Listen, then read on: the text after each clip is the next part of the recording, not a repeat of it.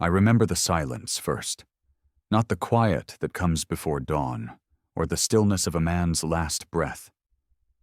No, this silence was heavier, carved into the bones of forgotten worlds. I was born into it, raised on a mining rig orbiting a nameless gas giant, but even as a boy I knew something had been ripped away long before I came. The elders never spoke of Earth, not in detail. They called it the wound of stars, a name heavy with both pride and regret. By my time, Earth was only a myth, a ghost swallowed by eons. But then, the message came.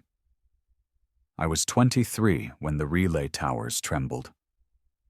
When the static channels that had carried nothing but corporate directives and pirate threats split open with a sound that made my veins turn cold.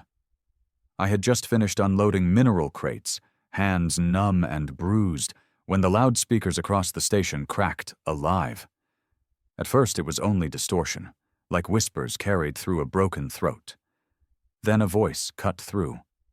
Male. Deep. Scarred by time. It was unmistakably human. If you are hearing this, then Earth has fallen, but humanity has not.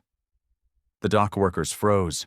Men who had seen plasma fire gut ships, men who laughed in the face of vacuum storms, stood paralyzed. Even the alien traders, scaled, horned, cold-blooded merchants who despised human spit in their markets, looked uneasy. The voice carried something primal, something sharp enough to draw blood across centuries. The message played in fragments, the signal torn and battered by the distance it had crossed. Words slipped in and out. Betrayal, exile, vengeance, shadows that walk between stars. It ended with a vow that rattled the station's foundations. Humanity will return, and when we do, the cosmos will remember why it feared us. Then nothing. Static again. I remember my heart pounding so hard I thought it might split my chest. Around me, men began muttering, some crossing themselves with old religious signs, others spitting curses. The aliens left the dock without their goods. No one wanted to stay. It was as if the very walls carried the echo of the threat. Later that night, in the workers' quarters, the message replayed in my head, each word like a blade carving into my skull. My father had once told me that men like us were nothing but dust beneath the boots of the syndicates and empires. We mined, we bled, we died. But this message, this shadow from a planet none of us had ever touched, was a reminder that once we had been more. The next weeks changed everything. Across the colonies, the message spread like wildfire. Pirates claimed it was a human warlord returning from exile. Syndicate lords declared it an ancient hoax meant to stir rebellion. The aliens? They didn't argue. They armed themselves. Whole fleets began shifting position as if preparing for something no one wanted to say aloud. On the mining rig, I could feel the shift in men's eyes.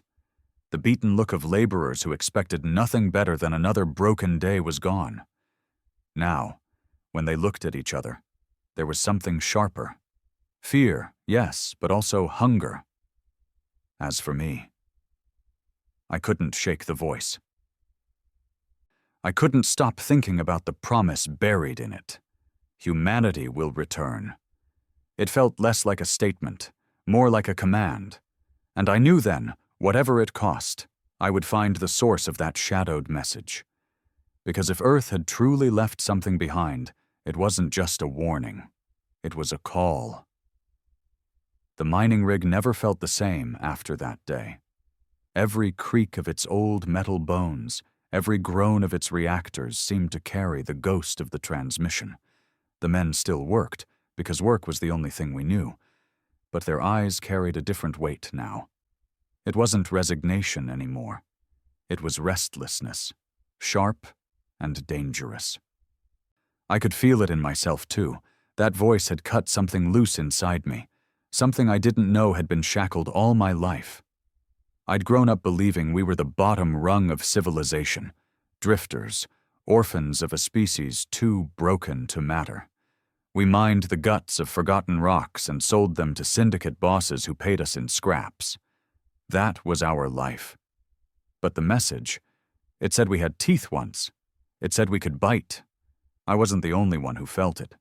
One night, in the crowded mess hall, thick with the stink of recycled air and unwashed bodies, a man named Heron slammed his fist against the steel table hard enough to spill drinks.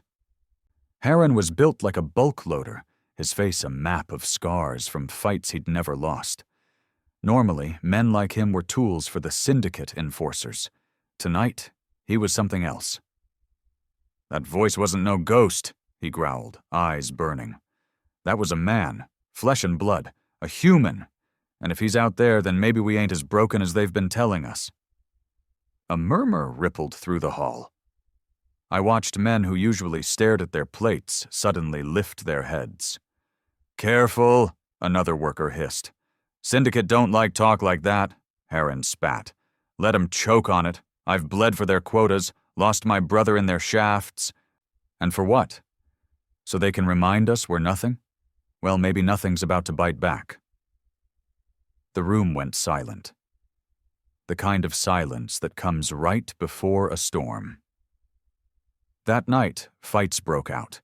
Men drunk on cheap brew threw fists, shouting about Earth, about vengeance, about the shadowed message.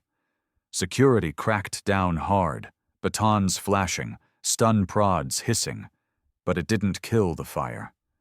It only spread it. And me? I couldn't stop thinking about the source of the message. I started asking questions in the docks, among smugglers and haulers who'd traveled farther than most of us ever would. Most laughed in my face. A few told me to shut my mouth if I valued my lungs. But one old freighter captain, a grizzled bastard with mechanical eyes, leaned close and whispered, "You want to know where that signal came from? Trace the black drift, out past the rim, where charts rot and ships vanish. That's where ghosts like that live." The black drift? Even as a kid, I'd heard the stories. A stretch of space thick with debris fields and fractured gravity wells, haunted by wrecks of old wars. Few ships went in. Fewer came out. It should have been enough to scare me off. But the more I thought about it, the more I knew I couldn't stay here. If humanity's ghost was calling, I had to follow. I didn't tell anyone my plan. Not Heron, not the few men I trusted. It was the kind of decision you carried alone, because if you spoke it aloud, the weight of it might crush you. So I waited.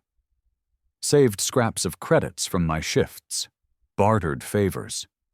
And when a freighter docked short-handed and desperate for warm bodies, I signed on under a false name.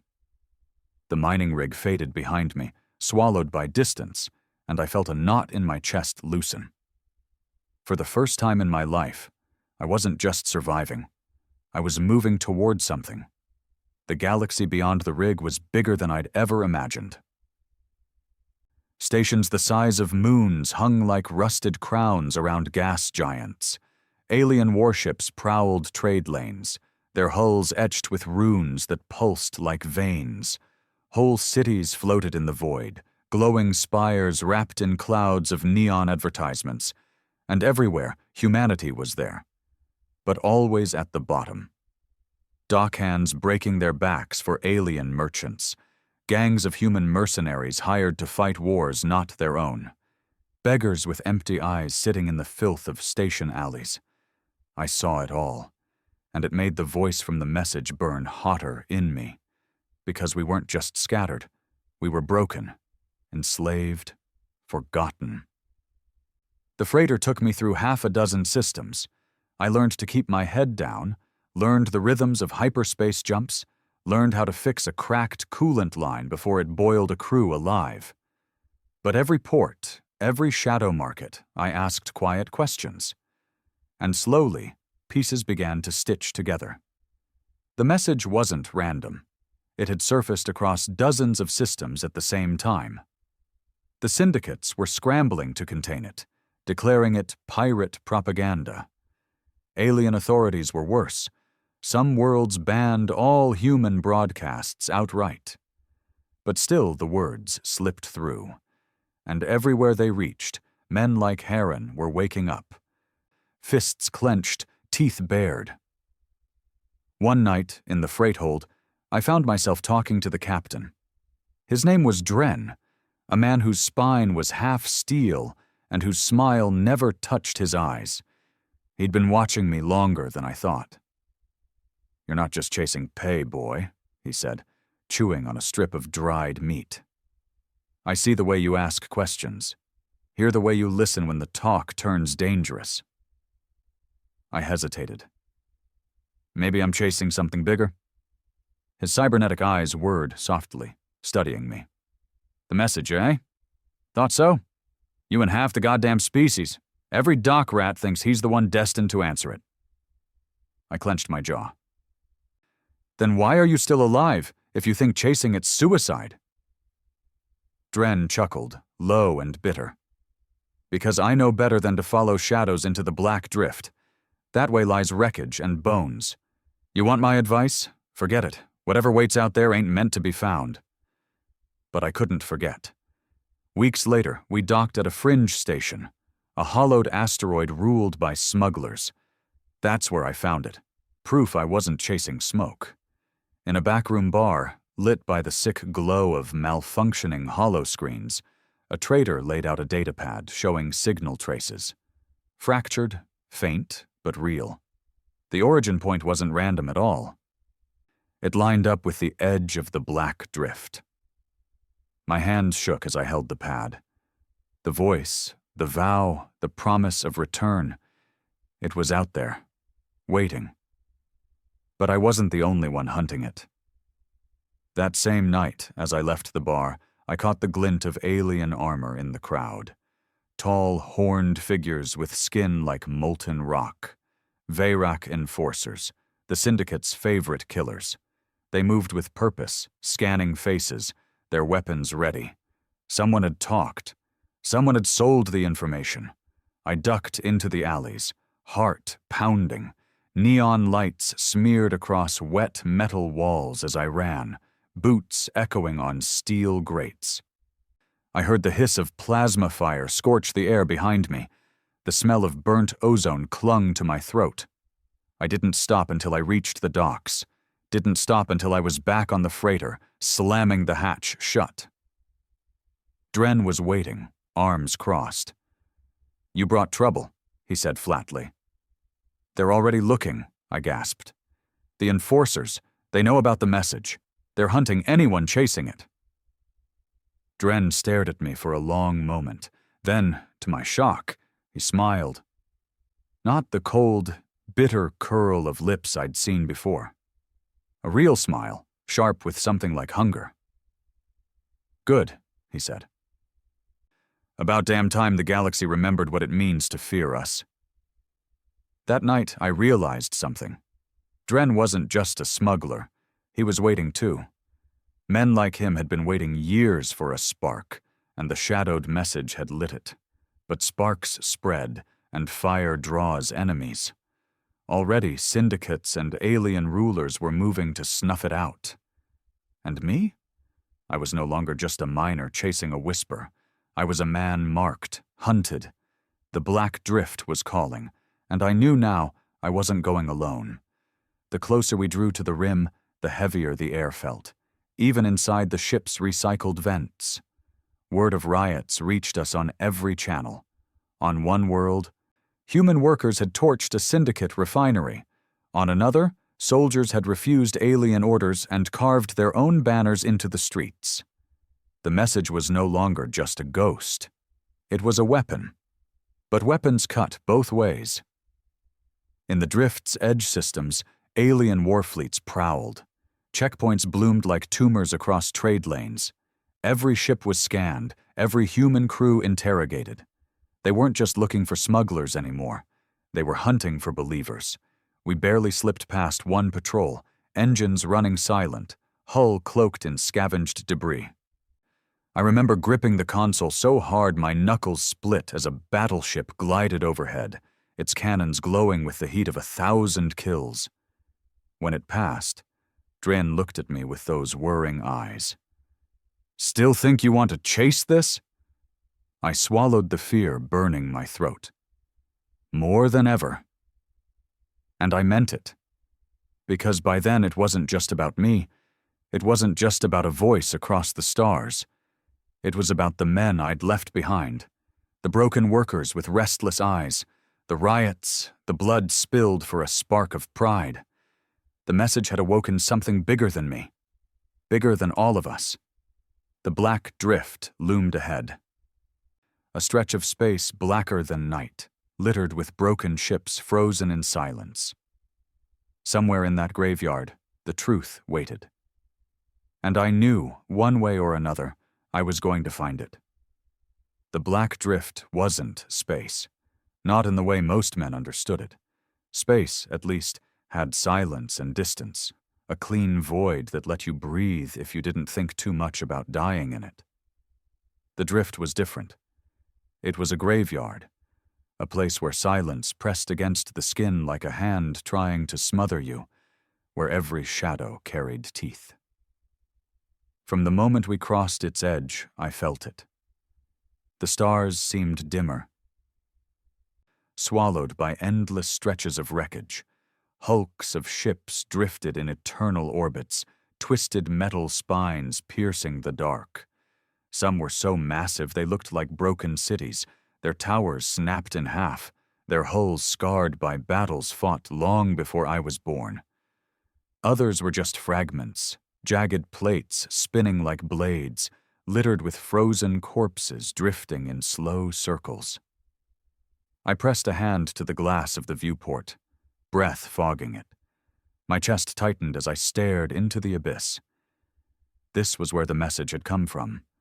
Somewhere in this graveyard of steel and bone, the voice of Earth still lingered. Dren stood beside me. Arms folded, his cybernetic eyes glowing faintly as they tracked debris. "Welcome to the place where empires die," he muttered. The ship groaned as we threaded through the wreckage, engines low, every move calculated. One wrong push of the thrusters and we'd scrape against a hull big enough to tear us apart. The crew kept their voices low, as if even sound itself could wake the dead here. I couldn't tear my eyes from the wrecks. Some bore alien markings, glowing sigils that had long since gone dark. Others were unmistakably human, old battleships, their names scorched away but their shapes still familiar. Their presence here was proof.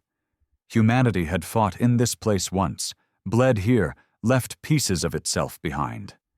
And maybe, just maybe, it had left more than that.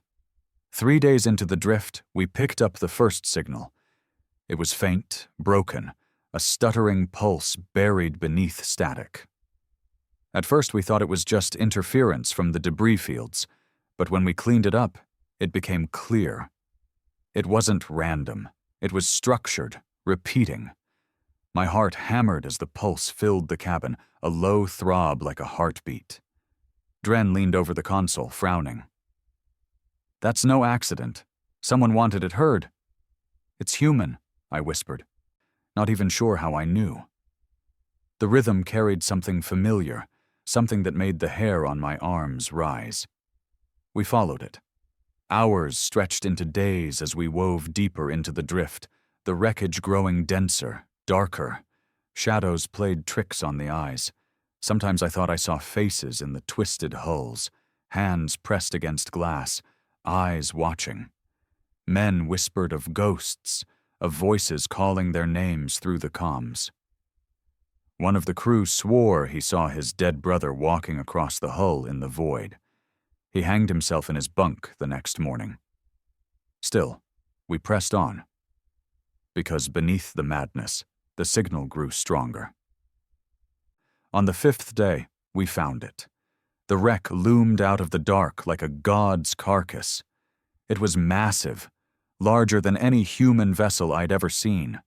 Its hull was blackened, torn open in places, but its bones still held the shape of something powerful, something built for war. Faded lettering stretched across its side, the edges scorched and unreadable, but I could make out enough. Science, or surveillance, or something worse. The signal pulsed from deep within its shattered frame. We docked. Stepping onto the derelict was like walking into a tomb. The air was thin, stale, carrying the stink of rust and something older. Something rotten that clung to the back of my throat. Our lights cut narrow beams through the dark, glinting off walls scarred by plasma fire. Skeletons floated in the corridors, their uniforms shredded, their bones yellowed with time. Every step echoed too loud. "This ship's been dead for centuries," Dren muttered, sweeping his rifle across the shadows. "And yet the signal's still running. Question is, who's keeping it alive?"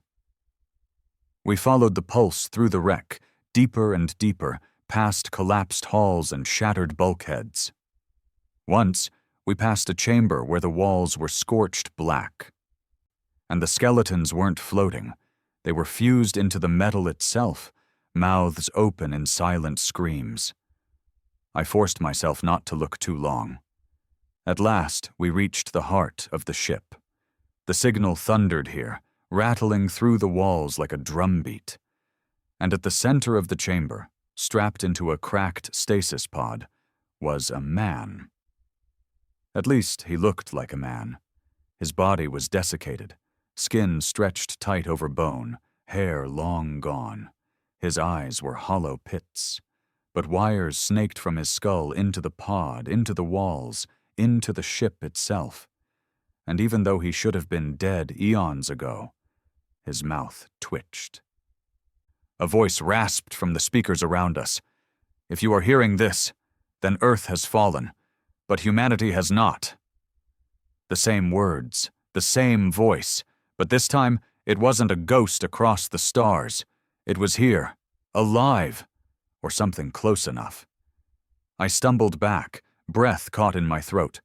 My mind screamed that this wasn't possible, that no man could survive like this, kept alive by machines long past their breaking point. But the voice kept speaking, repeating the vow. Humanity will return, and when we do, the cosmos will remember why it feared us. Dren's jaw tightened. Son of a bitch. It's a beacon. He's the beacon. We stood there in silence, the crew shifting uneasily. Some crossed themselves, others cursed under their breath. For me, it was different. For me, staring at that husk of a man, something burned in my chest. Fear, yes, but also pride. Because here was proof. Proof that Earth hadn't vanished into dust. Proof that our species had left its shadow on the stars. And yet, something about it felt wrong. The eyes, the hollow sockets seemed to follow me, empty but aware. And the voice. It wasn't just repeating anymore. Between the lines, between the static, I could swear it whispered new words, words only I could hear. You came. You answered. I shivered, hand tightening on my rifle. "What the hell do we do with this?" one of the crew asked, voice trembling. Dren didn't answer right away. His eyes glowed as he stared at the pod. Finally, he said, "We take it. We bring it back." I shook my head. Bring it back? To who? The syndicates? The aliens? They'll bury it, Dren. They'll tear it apart and bury it. His gaze snapped to me, hard and sharp. Not to them, to us, to the men who need to hear it. You don't get it, boy. This is the spark. This will set the whole damn galaxy on fire. Maybe he was right. Maybe this husk, this beacon, was exactly what we needed. But deep down, in the pit of my stomach, I felt the wrongness again, felt the weight of that hollow gaze. Because if this was the spark, then fire wasn't the only thing it promised. Fire burns everything. Still, we began the work, disconnecting the pod, hauling it back toward the ship. The signal pulsed louder with every step, echoing through the drift. And as we moved, I swore I saw shadows shift in the wreckage, shapes gliding through the dark just beyond the reach of our lights. We weren't alone. The attack came before we reached the ship. It started with a flicker in the lights, then the sharp crack of gunfire. Figures burst from the dark, tall, armored, eyes burning red. Not human, not alien either. Something else. They moved like machines, precise, relentless, their bodies a twisted fusion of steel and flesh. Weapons spat fire, cutting down 2 of our men before anyone could scream. I dove behind a bulkhead, heart slamming. Dren shouted orders, rifle blazing, sparks flashing across the walls. The pod lay between us, wires dangling, the beacon's voice still rasping through the speakers. "Humanity will return." I gritted my teeth, raised my weapon, and fired. One of the things fell, sparks showering from the hole in its skull, but more came. Claws scraping, eyes glowing. The drift was awake now, and it was hungry. Gunfire lit the dark like lightning. Muzzle flashes tore jagged shapes across the broken walls, and the air filled with the stench of ozone and burning metal. The attackers, those twisted half-machine things, came at us without hesitation, without fear, their movements too precise, too sharp to be natural. I slammed my back against a rusted bulkhead, lungs burning. My hands shook around the rifle, but I forced myself to steady. Fear could eat you alive here. Hesitation was a death sentence. One of them lunged into the open, its face a nightmare of steel plates fused with rotting flesh. Its mouth was sewn shut, but its eyes glowed bright as plasma fire. I squeezed the trigger. The recoil slammed into my shoulder, shots tearing through its chest. Sparks showered the floor as it staggered, then collapsed, twitching like a puppet with its strings cut. But 3 more stepped over its corpse. "Fall back!" Dren's voice roared above the chaos. His cybernetic eyes flared as he laid down covering fire, his shots unnervingly accurate, punching holes through heads and limbs. The crew scrambled around him, dragging the beacon pod across the floor. The voice inside it rasped louder now, echoing over the gunfire. "Humanity will return! Humanity will return!" It felt less like a promise and more like a curse. We retreated deeper into the corridor, boots splashing through stagnant pools of coolant. One of the crew tripped. Jaren, a kid barely old enough to hold a rifle. The machines were on him in seconds. He screamed once before claws tore his throat open. The sound lodged itself in my skull, and I couldn't shake it as I fired blindly, just to push them back. We reached an intersection where the corridor split 3 ways. Dren slammed his fist against the wall, cursing. "They're hurting us!" he spat. "Goddamn things are hurting us!" He wasn't wrong. Their movements weren't random. They pressed us from the sides, cutting off escape routes, forcing us to drag the pod toward the center of the ship, toward something waiting for us. We barricaded ourselves in what looked like an old command center. The door half collapsed, consoles shattered. The crew dropped the pod in the middle of the room, its cables trailing like veins. The voice didn't stop. "The cosmos will remember why it feared us." "Shut that thing up," one of the men hissed, hands over his ears. "Touch it and I'll break your fingers," Dren snapped. His eyes blazed, not with fear, but with something worse, hunger. He was staring at the pod like a man staring at treasure. I knelt beside it, my stomach twisting. The husk inside, the man, if you could still call him that, wasn't moving. His skin was gray, his jaw slack, but his hollow sockets still seemed to follow me. And in the back of my mind, a whisper. "You brought me this far. You won't leave me now."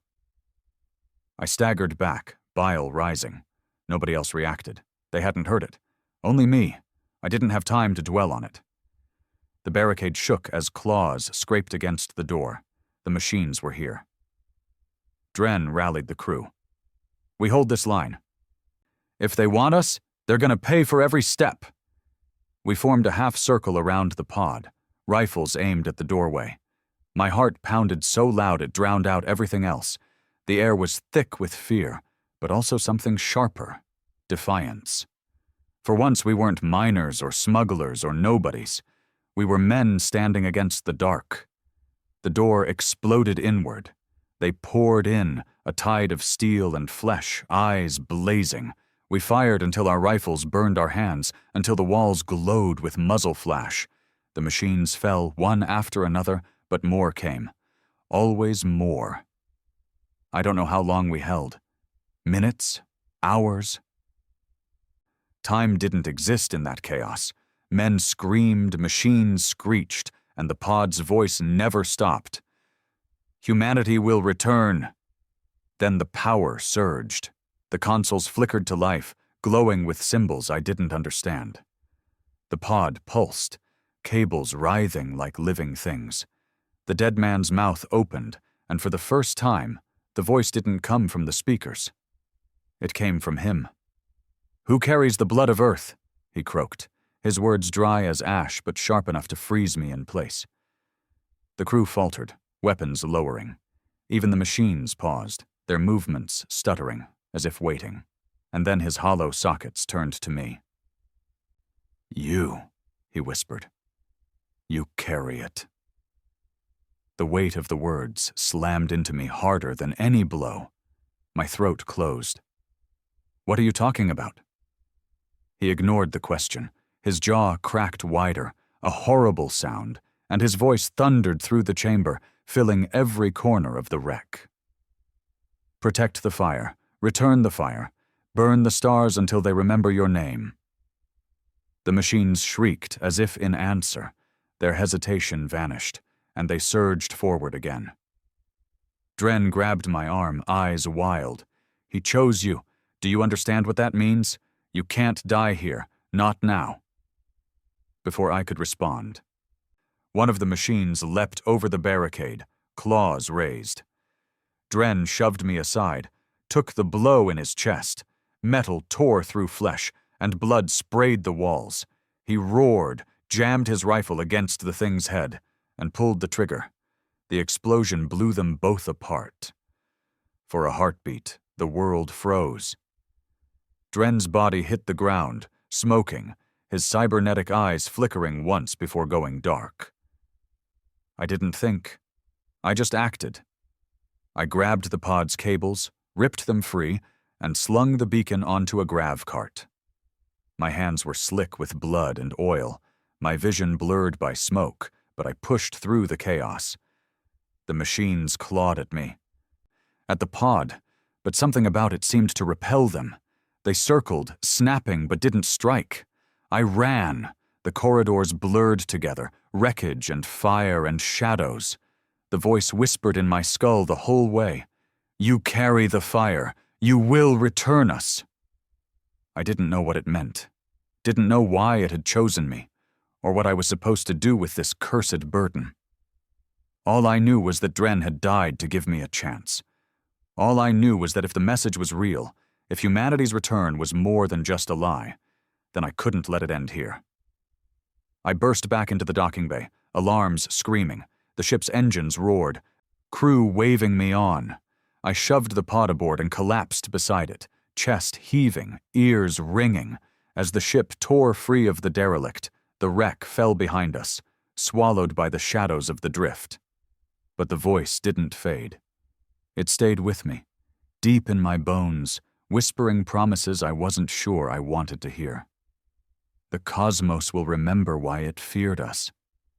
And I realized then, this wasn't just about survival anymore. This was about war, because whatever that beacon was, whatever fire it carried, it had chosen me to bear it, and the galaxy would burn before I let it fall. The ship's engines screamed as we tore free of the black drift. The hull rattled like it was about to split in half, alarms flashing red across every panel. Behind us, the derelict shrank into the dark, swallowed by wreckage and shadows.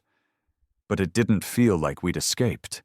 The pod sat in the cargo hold, strapped down with cables, its surface glowing faintly now, as if the thing inside it was awake.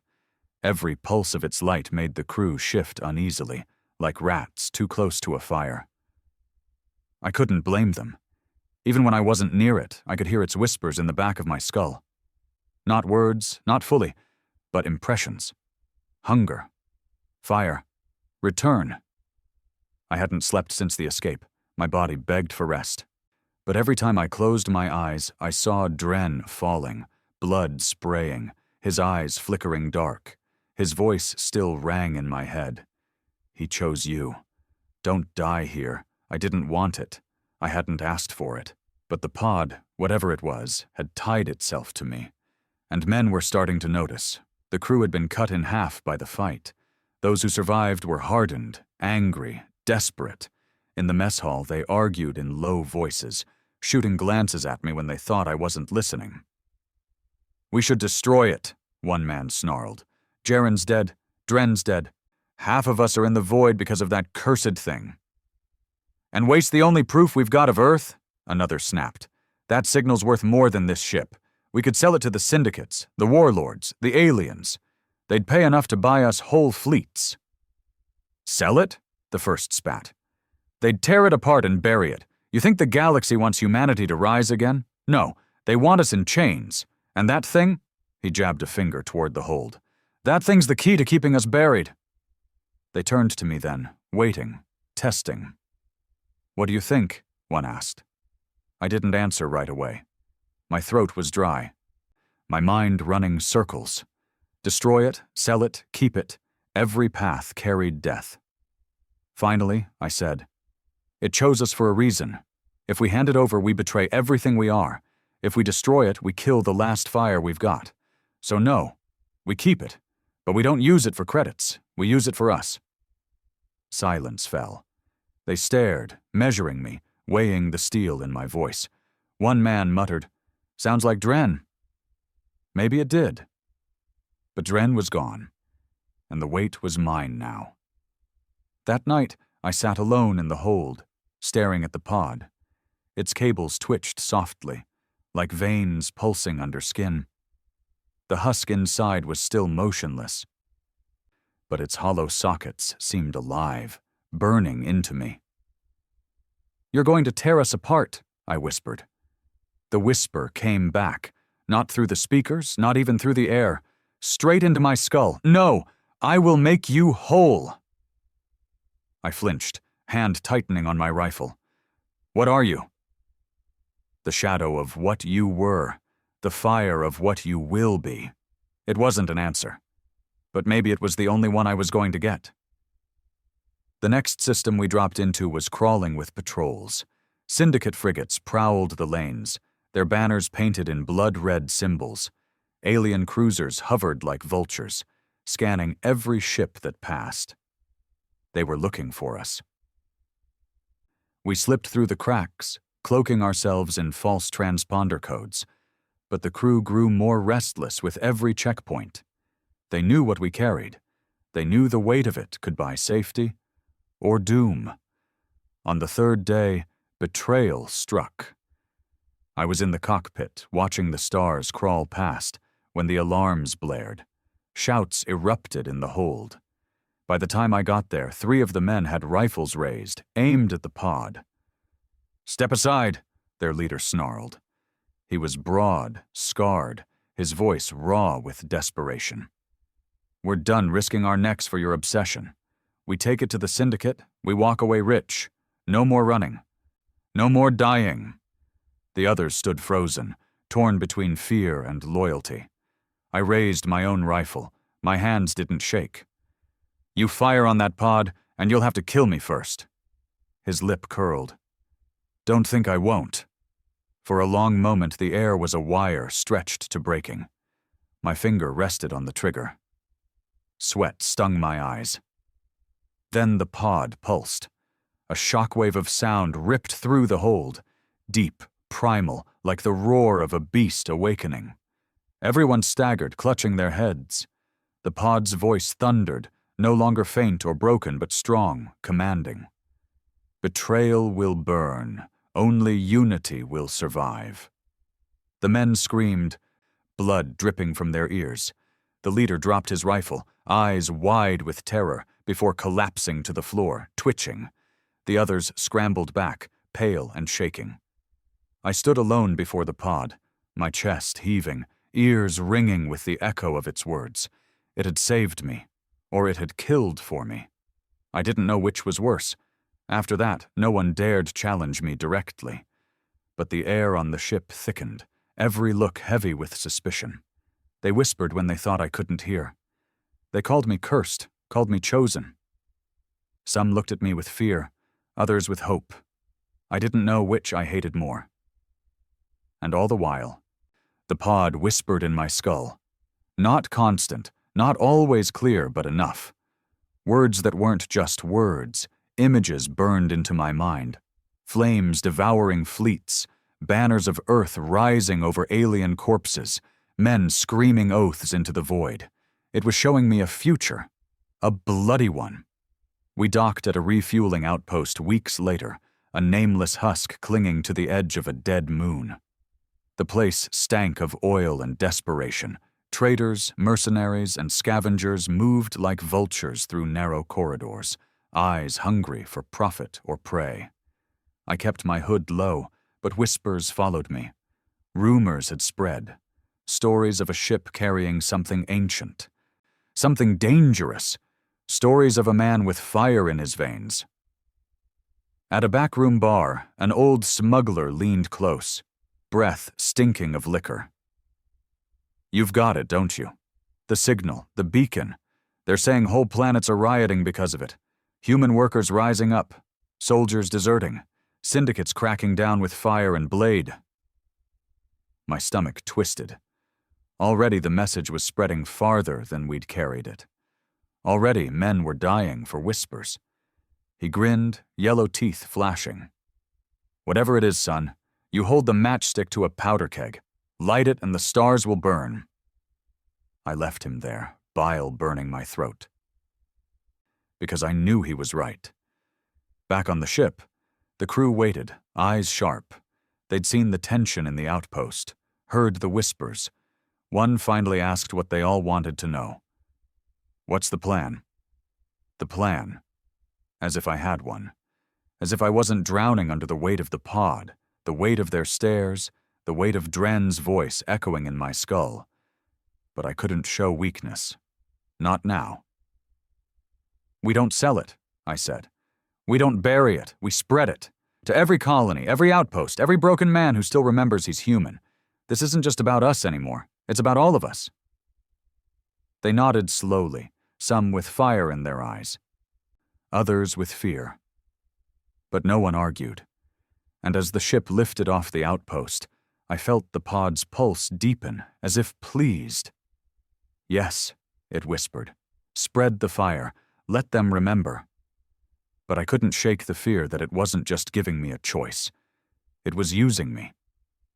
And soon, I'd have to decide whether to follow its path or break it. Because one truth gnawed at me in the silence of my bunk, when the stars slid past and the whispers crawled in. Fire doesn't care what it burns. The first broadcast wasn't planned. It happened in desperation. We were cutting through the ragged edge of the Marethis system when a patrol frigate caught our trail. Syndicate colors, its hull bristling with cannons sharp enough to slice us apart in a blink. We ran hot, tried to burn into the drift clouds, but they were faster. "Broadcast the code," one of the crew shouted, panic in his voice. "Spoof their scanners before they open fire." But the pod pulsed. A deep vibration rattled the walls, stronger than anything I'd felt before. Panels lit up across the ship, even ones that hadn't worked in years, and a voice filled the comms. Not just our comms, theirs too. "If you are hearing this, then Earth has fallen, but humanity has not." The voice boomed across the void, raw and unbroken now. I stared at the panels in shock as words poured out, flowing in rhythms that weren't random. Whole phrases we hadn't heard before. "You bleed, you bow, but you will rise. Your chains are ash, your enemies will drown in your fire." The frigate faltered. Its engines stuttered. Through the viewport, I saw its lights flicker as the crew inside heard it. Human crew pressed into syndicate service.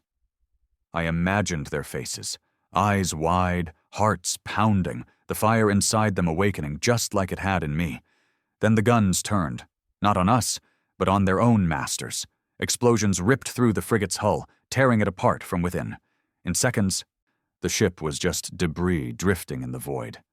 We escaped, but we didn't escape quietly. The message had been carried on every channel, to every ear in range. By the next system, riots had already broken out on syndicate worlds. Human workers had downed tools, stormed checkpoints, seized weapons. In some places, they were slaughtered in the streets. In others, they rose victorious, banners painted with old Earth symbols waving over captured compounds. And the pod pulsed stronger every time. We became more than smugglers, more than survivors. We became couriers of fire. Every system we passed, the pod whispered into the comms. Its words twisted, grew sharper, tailored to the men who heard them. Soldiers heard oaths of vengeance. Workers heard promises of freedom. Even the broken and beaten heard a voice that told them they still mattered. And everywhere, they answered. I saw footage from hidden channels, alien overseers strung up by their own slaves, syndicate enforcers dragged into the dirt by mobs of men who'd been too weak to lift their eyes a week ago. Ships defected, stations burned, banners rose. The galaxy shook, but the weight of it pressed down harder on me with each broadcast, because the whispers in my skull weren't just for others, they were for me. You are the vessel, you are the hand. Spread the fire until the stars scream your name. It thrilled me, it terrified me, and it tore my crew apart. The hold was thick with argument one night, men pacing, voices low but sharp enough to cut. "This is suicide," one spat. "Every fleet in the quadrant's hunting us. You think we'll live long enough to see whatever this fire's supposed to build?" "You've seen the uprisings," another shot back. "It's working. For the first time in centuries, humans are fighting back. Don't you feel it? That fire in your chest? That's what we've been waiting for." The first man sneered. "You sound just like him." Their eyes cut to me. I stayed silent, hands clenched tight at my sides, because I didn't know which one I agreed with. Finally, a third voice broke in, low, bitter. "Doesn't matter what we think. He's the chosen one, remember? The pod picked him. We're just along for the ride." That stung worse than a blade, because he was right. The pod had chosen me, tied itself to me, and whether I wanted it or not, the crew saw me as something more than a man now. Some with hope, some with fear, and both felt like chains tightening around my throat. The retaliation came swift. The alien dominions moved first, their fleets blacking out whole skies. Where humans had risen, they burned cities until they were nothing but ash.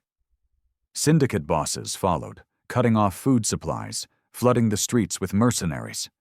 Entire colonies vanished in a week, their populations silenced. But the fire didn't die. If anything, it spread faster. Every atrocity only fed the rage. Every massacre carved deeper into our resolve. For every man slaughtered, 10 more rose. Still, the cost was heavy. Too heavy. We passed through a colony once, what was left of it. The air stank of blood and charred stone. Bodies hung from the gates, human and alien alike. Children picked through rubble for scraps, their eyes hollow but burning. They swarmed us when they saw the pod, clinging to its pulse like moths to flame. "Is it true?" one boy whispered. "Is Earth coming back?" I didn't know how to answer. The words caught in my throat, so I just nodded.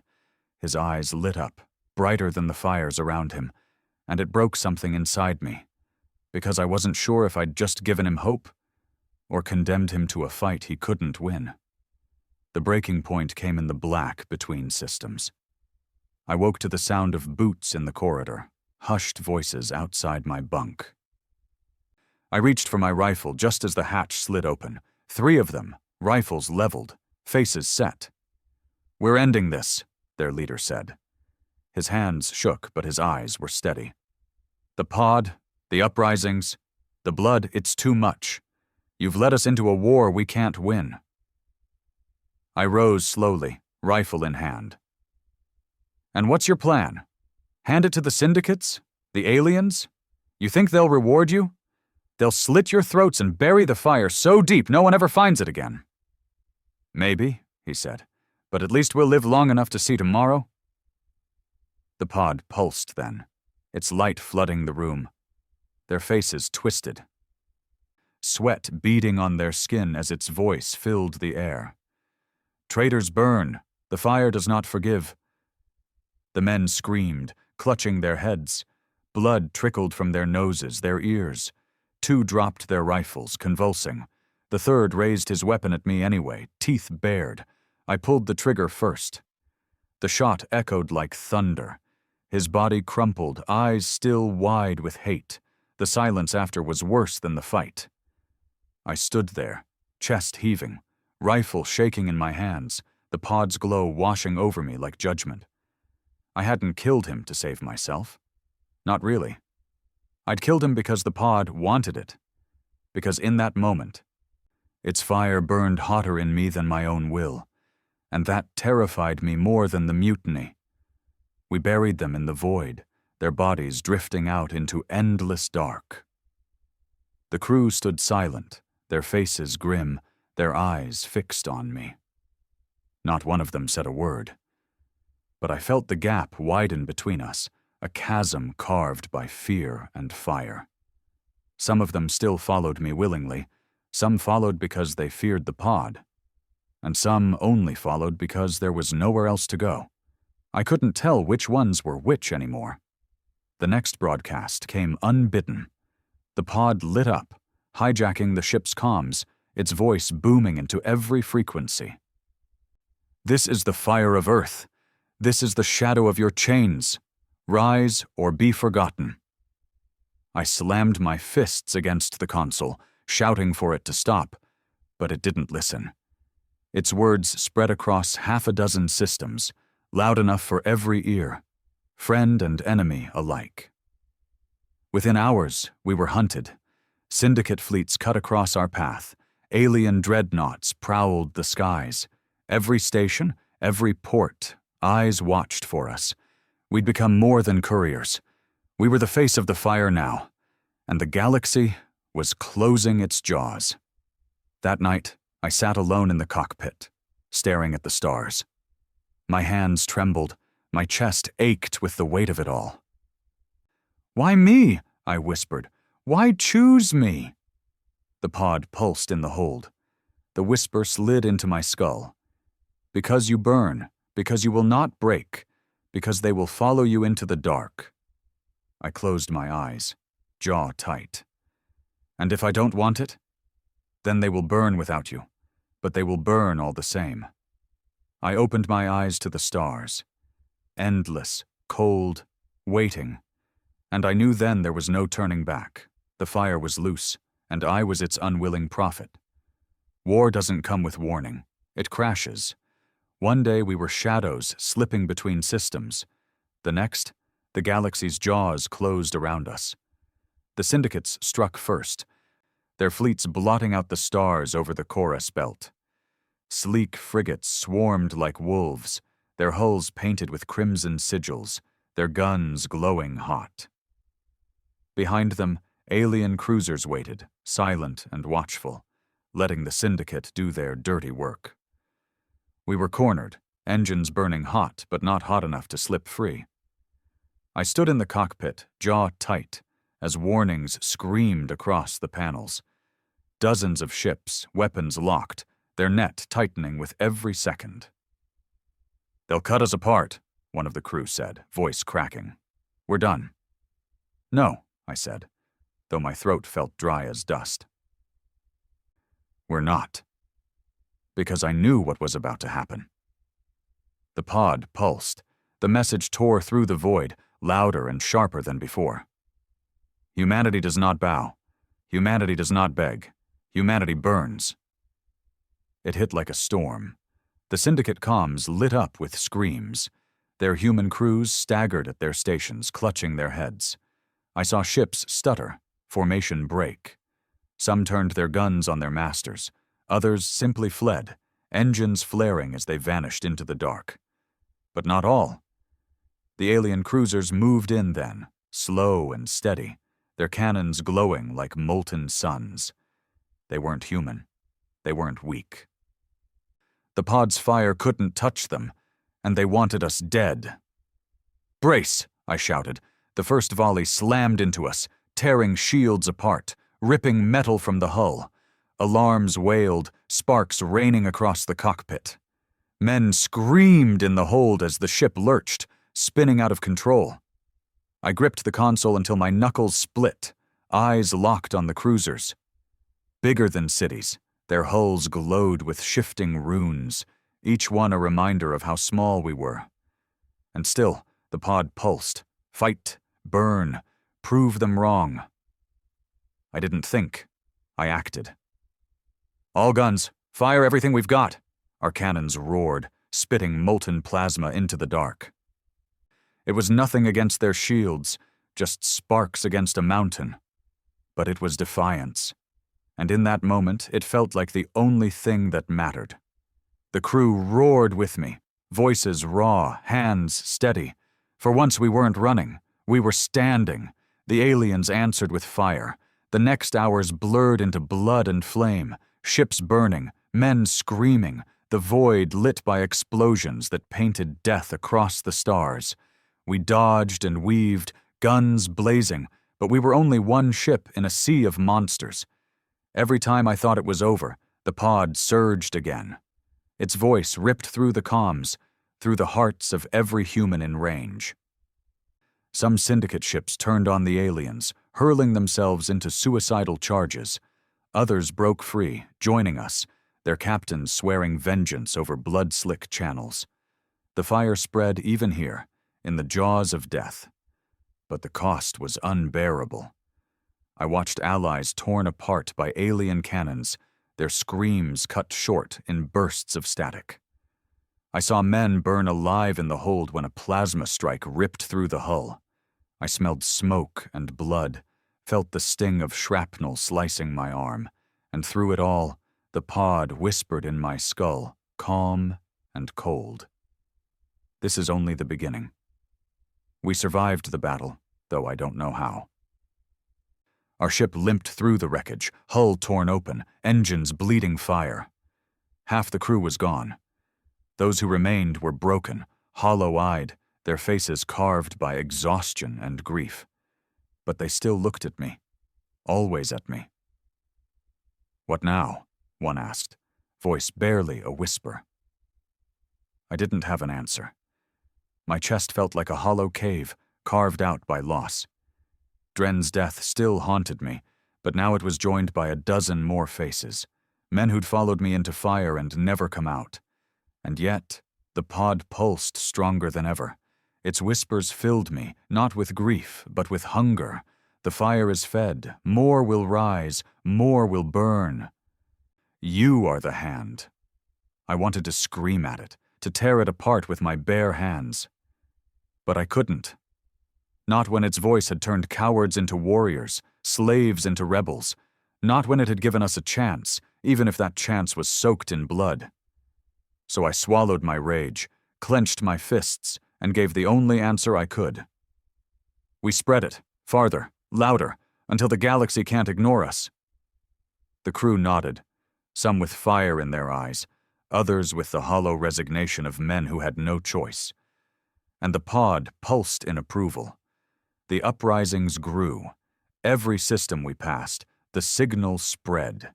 Every broadcast carried the fire deeper, into the cracks of the galaxy's broken order. Colonies rose in rebellion, human fleets defected, Syndicate strongholds burned. But so did the retaliation. Alien dominions unleashed their dreadnoughts, entire planets glassed into ash. Syndicate bosses flooded streets with corpses, their cruelty sharpened by fear. We weren't winning. Not yet. We were bleeding the galaxy, and it was bleeding us back. And the pod didn't care.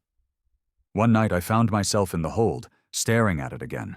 Its glow washed over me, soft and steady, its whispers filling the silence. You doubt. I clenched my jaw. Men are dying. Men have always died. Now they die with fire in their hearts. They die for you. No, they die for themselves, for what they are. I only remind them. I stepped closer, fists shaking. And what am I then? Your puppet? Your prophet? Why me? The sockets of the husk inside seemed to burn. Because you carry the shadow of Earth. Because you will not stop until they remember. My chest tightened, rage boiling. And if I destroy you? The pod pulsed once, slow and cold. Then the fire dies. And humanity with it. The words cut deep. I hated them. I hated that I believed them. And I hated that a part of me didn't want to destroy it at all. The breaking point came when one of my own tried again. A quiet night, or as quiet as nights get in the void. I was in the cockpit, half asleep, when the alarms blared. By the time I reached the hold, it was chaos. One of the younger crew, thin, desperate, eyes wild, had a blade pressed to the pod's cables. "I can end it!" he screamed. "I can stop the killing! No more fire, no more war!" The others circled him, rifles raised but not firing, fear locking them in place. I leveled my own weapon. "Put it down!" He shook his head, tears streaming. "You don't see it. It's using you. It's using all of us. You think this fire's ours? It's not. It's poison, and it'll kill us all." The pod pulsed, its voice booming through the hold. "Traitor, weak, burn." The boy screamed, clutching his head, blood pouring from his nose. He collapsed to the floor, twitching, dead before he hit the ground. Silence. The crew stared at me, horror etched into their faces.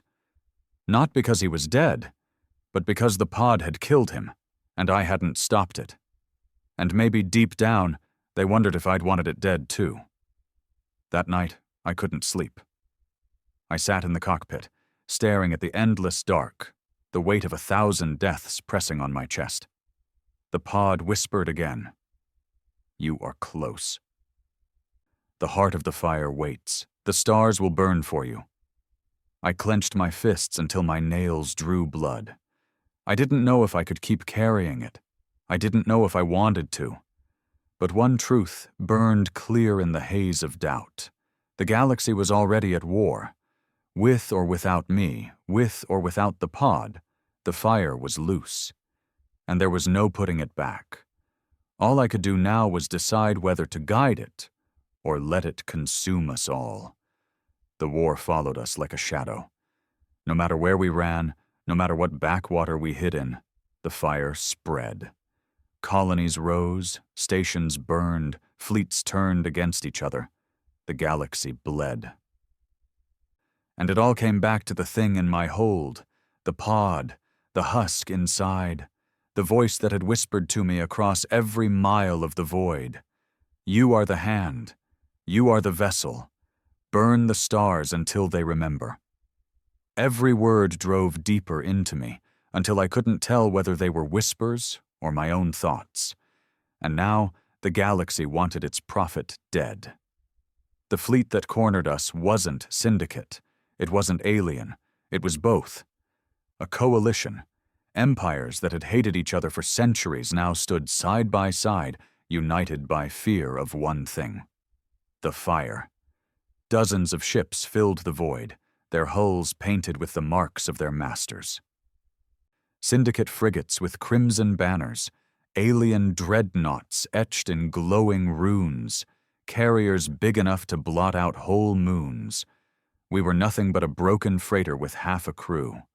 I stood in the cockpit, eyes locked on the swarm of lights outside, my chest heavy with the weight of inevitability. "This is it," one of the crew muttered behind me, voice trembling. We can't fight this." No, we couldn't, but the pod could. It pulsed, brighter than I'd ever seen, flooding the ship with light. The whispers grew louder, sharper, filling every corner of my skull. "Speak the words. Unleash me. Let them burn." I staggered, gripping the console. My throat felt raw, my hands shaking. If I let it speak, if I let it pour itself into the comms, the fire would spread to every ear in range. Millions, maybe billions. It would break the coalition apart in seconds. But it would also consume us. There'd be no turning back. And if I stayed silent, if I killed it here, maybe, just maybe, the galaxy could heal before it tore itself apart. The choice pressed down on me like a blade at my throat. The fleet moved closer, their weapons glowing. A voice crackled over the comms, cold and sharp. "Human vessel, power down and surrender the artifact. Do this, and you will be spared. Resist, and you will be annihilated." Lies. They wouldn't spare us. They couldn't. Not while the pod still breathed. The crew looked at me, their faces carved by fear and hope, waiting, always waiting. One of them whispered, "What do we do, Captain?" Captain. I wasn't a captain. I was a miner who'd chased a whisper into the void. But now, here, I was the only thing standing between survival and fire. I stared at the pod through the viewport, its glow washing over me, the husk inside unmoving but alive in every way that mattered. "Burn them," it whispered. "Let me show them what they fear." My jaw clenched. My heart pounded. I thought of Drina, of the crew who'd died in the drift, of the boy on the ruined colony asking if Earth would return, and I thought of the bodies strung up in syndicate streets, of the planets burned to ash, of the men who followed me because they had nothing left but this fire. The galaxy was already burning. The only question was whether I'd finish the job. I closed my eyes. My decision crystallized like ice. I walked into the hold. The crew followed, silent, their eyes wide. The pod pulsed brighter with every step I took. "Is this what you want?" I shouted at it. "A galaxy drowned in fire? Children screaming? Worlds in ashes?" The sockets of the husk burned, and its voice thundered inside me. "This is survival. This is return. Earth will not be forgotten." My hand hovered over the console that fed its voice into the comms. One button, and the fleet outside would tear itself apart. One button, and the fire would spread so far it could never be stopped. But my other hand gripped a detonator, wired into the core we'd rigged weeks ago. One button, and the pod would be gone. The fire would die with it. I looked at the crew. Men who'd lost everything. Men who'd followed me into hell. Some nodded, their faces fierce, begging me to unleash it. Others shook their heads, fear in their eyes, begging me to end it, and I knew the choice was mine alone. The fleet outside waited, weapons primed. The whispers screamed in my skull, "Burn, burn, burn." I took a breath so deep it felt like the last one I'd ever draw. My thumb hovered over the button. And then I made my choice. If I chose fire, the pod's voice ripped through the comms, louder than any sun. The fleet outside shattered in an instant. Syndicate crews turned their guns on their masters. Alien soldiers fell screaming as their human slaves rose with fire in their eyes. Ships tore each other apart. The void filling with light and death. The fire spread farther than I'd ever imagined, across systems, across empires, until the galaxy itself burned. And I stood there, chest heaving, as the pod whispered in triumph. "You are the hand, you are the vessel, and the stars remember." I had become humanity's prophet, its weapon, its curse.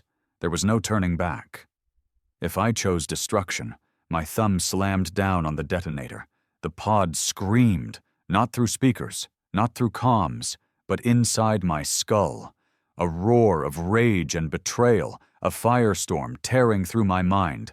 The crew staggered as the glow flared, brighter and brighter, until it shattered into nothing. The husk inside crumbled into ash. The whispers died. The fire was gone. And for the first time in months, the void was silent. The fleet outside closed in, their guns glowing. But in that silence, I felt something I hadn't felt since the beginning. Peace. Even if it lasted only a moment. Either way, the choice was mine. And it would shape the galaxy for eons. Because whether I unleashed the fire or destroyed it, one truth would never change. Humanity had been remembered. And the stars would never forget.